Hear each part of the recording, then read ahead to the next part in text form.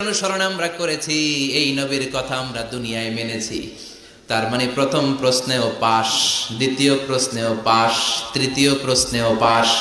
এবার মুমিনদের জন্য এক্সট্রা একটা কোশ্চেন আছে না নাই? 4 নাম্বার প্রশ্নটাও জেনে রাখেন, কবরে কাজে লাগবে।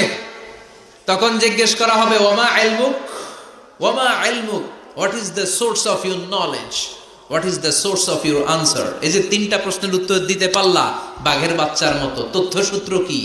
What is the reference? করতে শিখছো, কোত্থেকে শিখেছেন বলে আসতে হবে। আমরা বলবো আমরা কোরআন থেকে শিখেছি, হাদিস থেকে শিখেছি, মাহফিলগুলোতে জেনেছি, বয়ানগুলো থেকে শিখেছি। পড়েন সুবহানাল্লাহ।